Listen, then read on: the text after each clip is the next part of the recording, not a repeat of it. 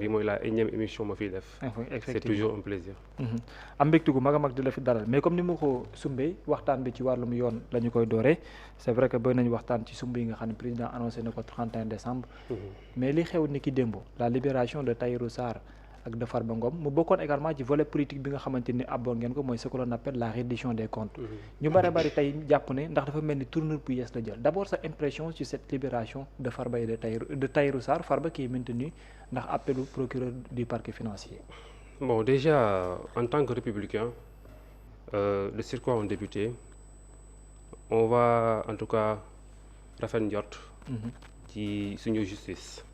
D'accord. dañuy jàpp ni c'est une justice qui est en train de faire son travail.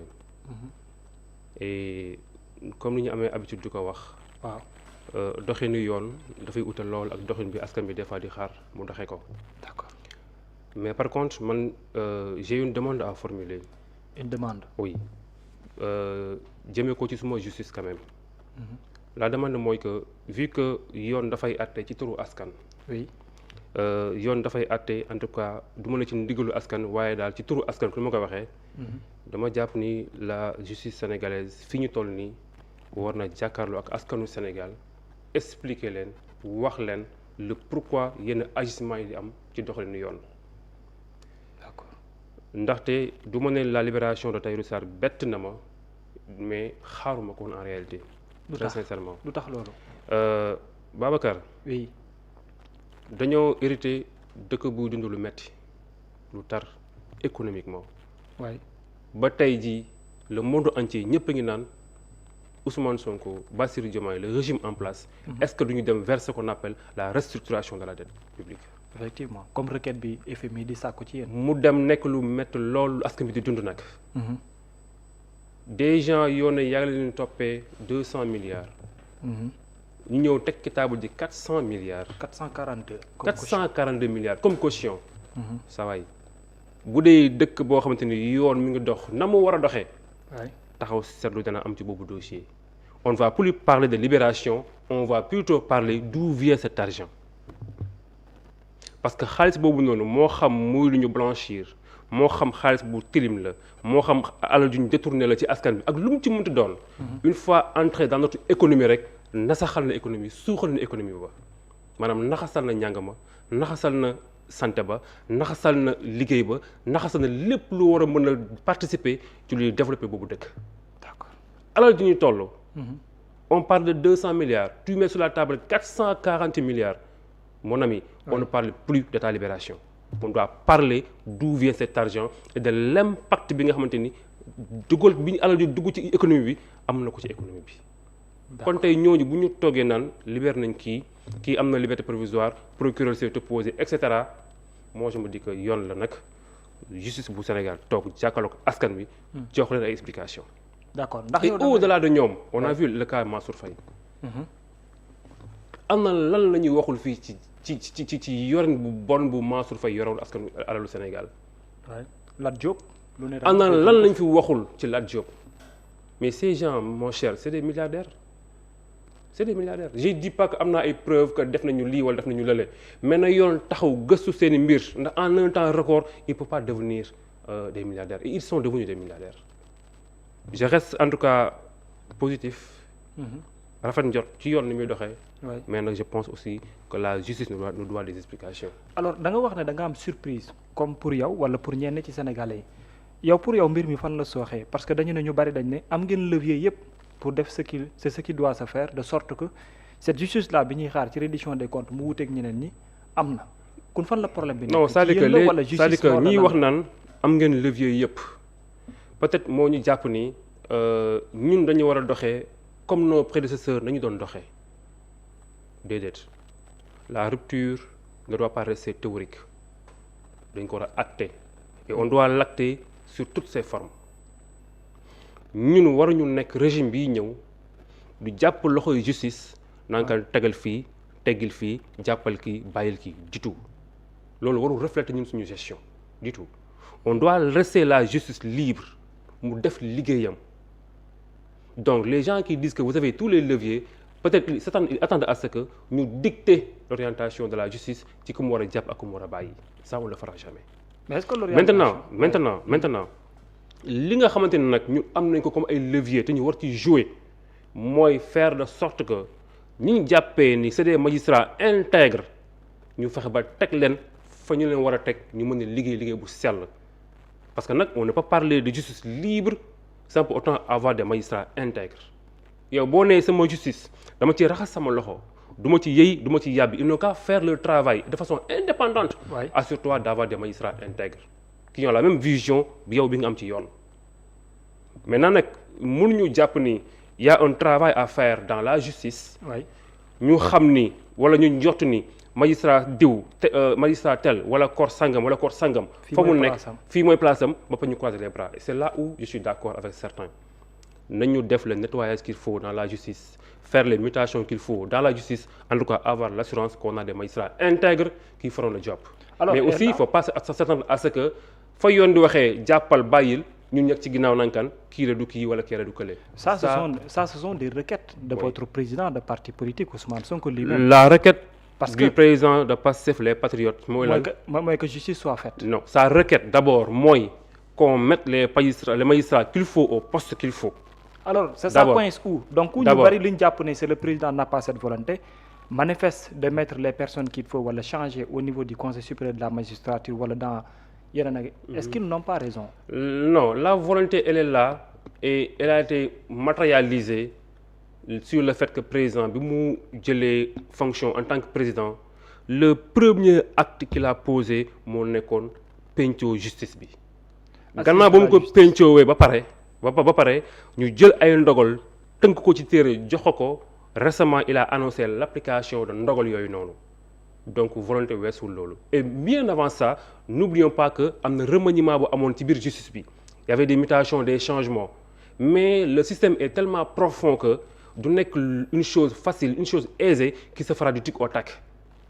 Le mal est très profond. Mais les gens sont tapis sous l'ombre de telle enseigne que les dénicher benn par benn du yomb. Mais avec le temps, avec les faits, avec les actes qui seront posés, comme tel que la libération de Tahirou Sarr, la libération de X ou Y, am na actes yu ñuy posés venant de la justice, ça nous permet de voir plus clair. Et au fur et à mesure qu'on avance, on pourra faire les changements qu'il faut. Mais yow ni nga gisee nii ce président de parti il voit le contraire jour bi ñuy jox wàllu martyrs il a dit réellement que ni c'est vrai choix Yacine Fall ci moom la mais Yacine Fall dafa am ay limites est-ce que foofu ku nekkul moom personnellement aussi di pointer du doigt l'exécutif. il a raison et là où il a raison mooy wax naa ko léegi nii nous devons faire les mutations faire les changements qu'il faut Yacine Fall fal nañ ko ministre de la justice. Yacine Fall am na pouvoir ci le procureur ci digal ko mu def mais Yacine Fall amul pouvoir ci juge bi nga xamante ne mooy toog di àtte. loolu kan moo ko war a non j'arrive j'ai dit Yacine Fall am na ndigal ci procureur mais amul ndigal ci juge bi toog di àtte kon si Ousmane Sonko changer ministre bi fajul soxla bi fajul problème bi il va falloir wax naa ko léegi il va falloir que le gouvernement à savoir le président en l'occurrence ñu jël les prérogatives yi ñu leen may def les mutations qu'il faut jusqu'à avoir les hommes intègres qu'il faut mais aussi loolu laa wax c'est pas un travail aisé binduñu ci benn front kii jub na kii jubut binduñu ko ci benn front c'est un travail qu'on fera petit à petit di acter la rupture ndànk-ndànk maintenant nag yenn actes yi di génn ak yenn actes décision yi justice di jël mooy fësal yenn jëfin yi fësal yenn comportement yi ba ñu xam ne fii kat foogoon nañu baax na waaye baaxul nañu changer fii foogoon nañu jub na waaye jubul nañu changer maanaam c'est petit à petit qu'on fera les changements qu'il faut mais il faut les faire dans les plus brefs délais parce que comme je dis tantôt lii am nii ci ay libération des personnes qui ne méritent même pas qui ne la méritent pas man jàpp naa ne yoon la justice toog wax ak askanu Sénégal te ñu gën a xoolaat en profondeur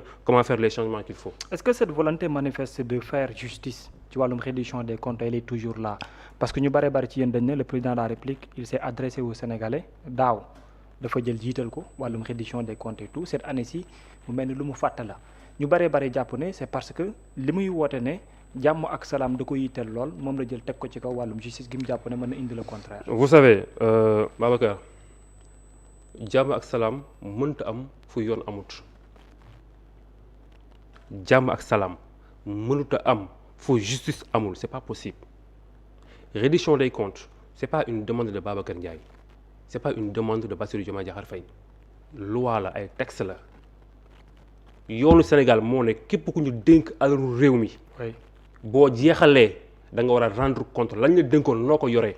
effectivement bu ñu demee nag ba Sénégal reddition des comptes nekk un problème vraiment mon ami on est en arrière on est à des millions d'années en arrière reddition des comptes c'est une chose qui est naturelle même la personne à qui on a confié les deniers publics moom bu jeexalee warul sax xaar ñu naan kaan rendre compte il doit rendre compte volontairement ça n'a rien à voir ak oote jàmm oote solidarité oote dal ça n'a rien à voir te jàmm mënuñu ko oote fu yoon amul fu justice amul c'est pas possible maintenant rendre la justice ne veut pas dire se venger ça n'a rien à voir Ousmane Sonko l'a dit bés bu ñu soxla woon a venger wu dëgg parce que kenn attanu ko waaw kenn attanu ko donc il s'agit pas de vengeance il s'agit de justice et pas justice pour nous pas justice uniquement pour les martyrs mais justice pour les générations futures d'accord pour les générations futures pourquoi pour les générations futures mooy li nga xamante ni Sénégal jot na ko dund ci ñàkk a doxal yoon ci dëgg les générations à venir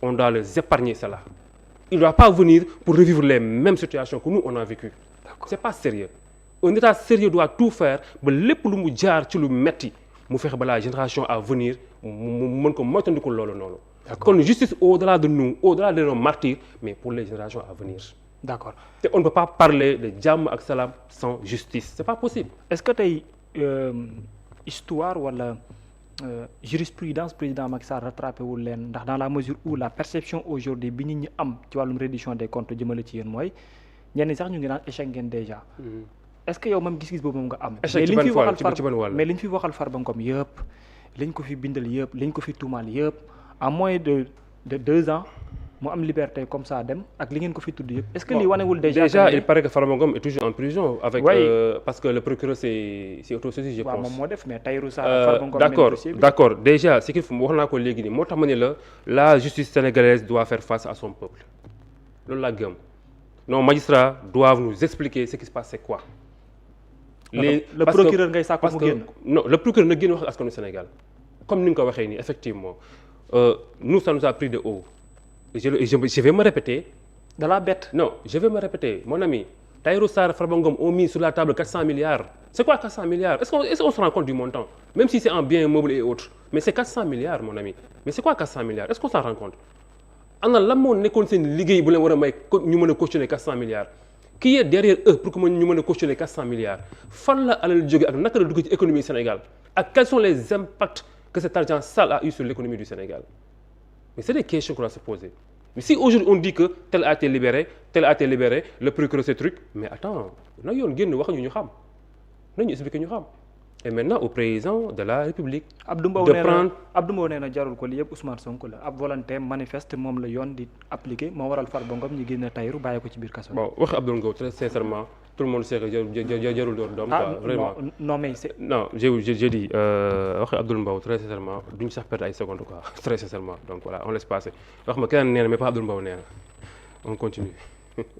da nga ko xeeb ci li mu wax parce que. non c'est parce que moom kese c'est parce que il n'est pas crédible dans ses dits. Déjà APR dañuy woote point de presse cet après-midi et c'est bien lié par rapport APR mérite même pas d'exister jusqu'à présent bay woote point de presse et c'est là où le bas blesse mon ami. APR mérite même pas d'exister jusqu'à présent ba naan lay woote point de presse parti bu ñu war a tas bu ko mérité dans ce monde entier là c'est APR et la question qu'on se pose mooy pourquoi APR existe toujours.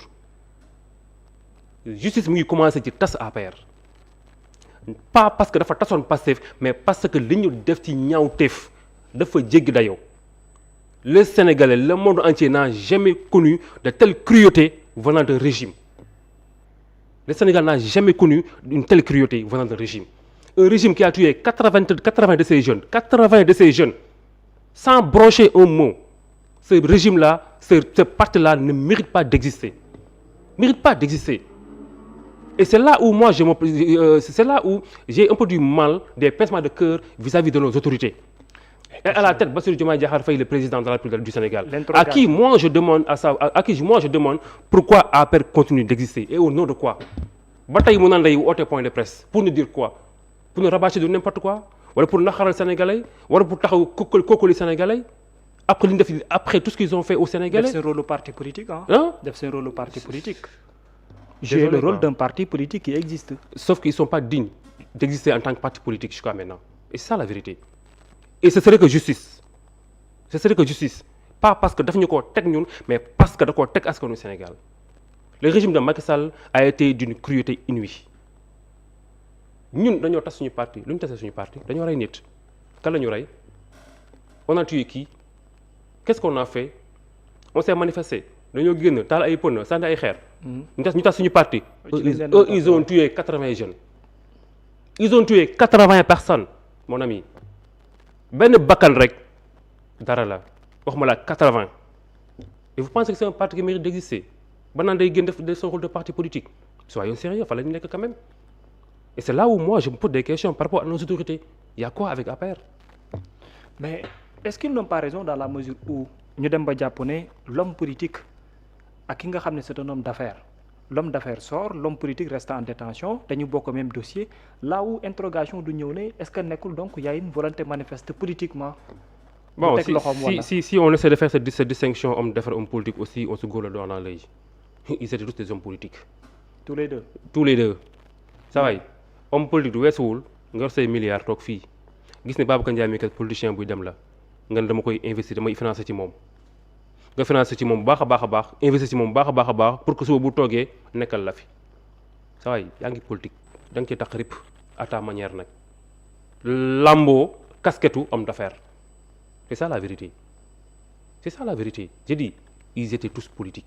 te la ñu am politique moo leen ko may. oui mais Farba Ngom bi ne waa APR ne parce que dafa bokk APR am benn doyo bi am lu muy jëriñ ci politique moo waral tamit ngeen naj ko. la mooy doyo Farba Ngom. c'est le maire des Agnam. Non, j'arrive. Macky Sall était le président de la République. Macky Sall était le président de la République du Sénégal. C'est qui Farba Ngom? Il a été maire. Macky Sall était le président des 18 millions de Sénégalais. Il a tenu tête à qui Macky Sall? À qui il a tenu tête? Quand il a tenu tête, dañ ko fi jëlee au premier tour avec son armée, son administration, dooleem, kattanam, léppam ak mboolam ak partem ak léppam. Macky Sall n'a pas su tenir tête à quiconque. Kon c'est pas Farba Ngom qui va tenir tête, il est qui Farba Ngom politiquement? À part maire de Agnam. Non, maire des Agnam. Non, attends. Non, je dis politiquement il est qui? Quels sont les exploits politiques de Farba Ngom? Non mais bari na. Non, bari na comme quoi? Moment bi Pastef de ravager zone am moom mu ngi résister. Comme quoi? C'est quoi sa zone dans le Sénégal? Gis nga récemment manifestation bi mu fi organisé mbooloo bi c'est quoi sa zone dans le Sénégal? C'est quoi sa zone dans le Sénégal? mais même bi non, je dis yor say milliards mobilisé yomb na. Je dis Farba Ngom amu fi poids bu Macky Sall amul woon. Amu fi doole bu Macky Sall amul woon. Amu fi alal ju Macky Sall amul woon et pourtant il n'est plus là. Alors donc arrêtons de dire que c'est Farba Ngom quoi, je suis désolé. Non mais kun volonté manifeste bi waa APR di wax da nga jàpp ne loolu ay waxu kasaw. Non je dis président non je dis waa APR s'ils sont capables de nous dire Farba Ngom Tahirou Sarr fu ñu jëlee 400 milliards je pourrais les écouter. Les 400 milliards yi ñu dégg comme caution si APR est capable de justifier cet argent je peux les écouter. D'accord mais bu ñu doon def tey le procès bi ñuy woowee la reddition des comptes pour yow. Déjà da ngeen ci yoon bu baax bi wala ndax jàpp nga ne ce n'est plus possible. La reddition des comptes va continuer et continuera.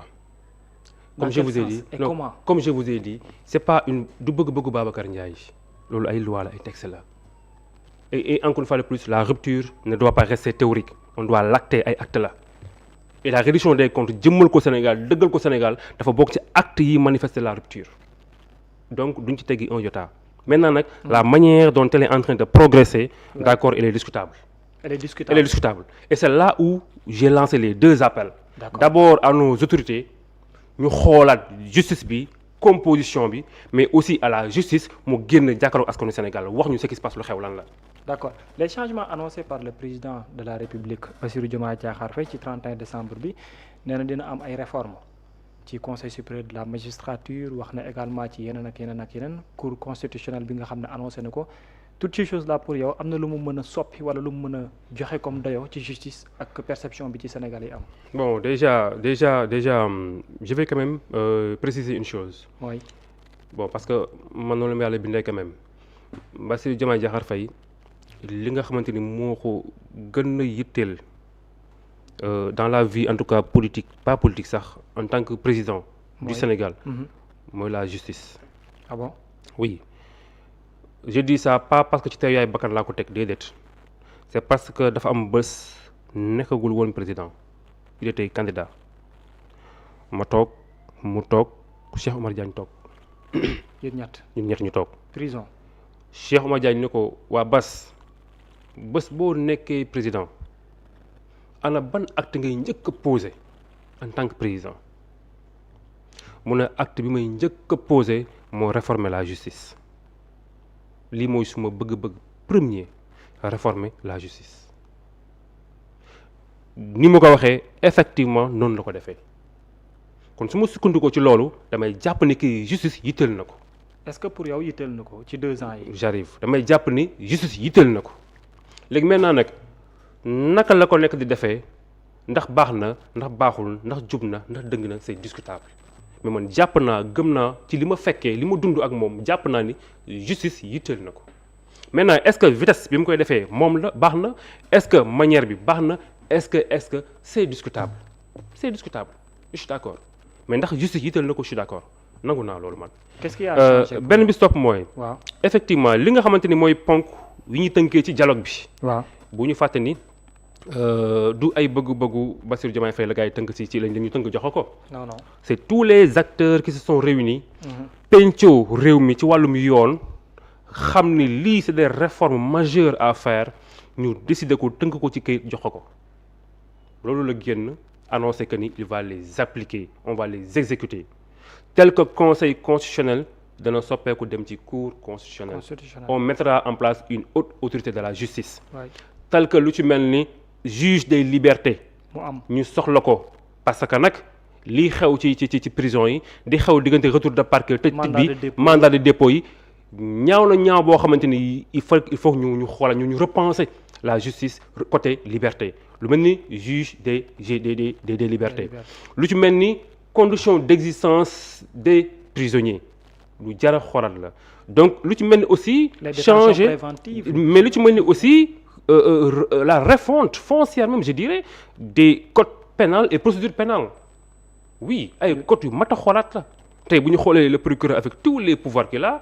mais le procureur ku mu neex tëj ku mu neex tijji effectivement loolu moom c'est vrai ku mu neex tëj ku mu neex tijji te aussi bu ñu xoolee cette histoire de retour de parquet qui n'existe nulle part qui n'est pas encadré que les gens utilisent à leur guise ni mu leen neexee c'est à revoir donc nos codes de procédure pénale et code pénal méritent d'être revus et de façon très foncière tout comme aussi il y a plusieurs actes qu'on doit poser tels que le président au niveau de la magistrature question qui est là certains magistrats disent que non na génn d'autres disent que non bu mu génn et cetera c'est des choses yoo xamante ni il faut les revoir et ensuite j'étais très content très sincèrement bi ma déggee le président mu ne décision yi ñu jëloon ci penc ba dana ko appliquer j'étais très content parce que c'est des décisions très fortes à appliquer d'accord ci wàllu ko ba léegi mu ne code électoral également aussi dafa bokk ci lu mu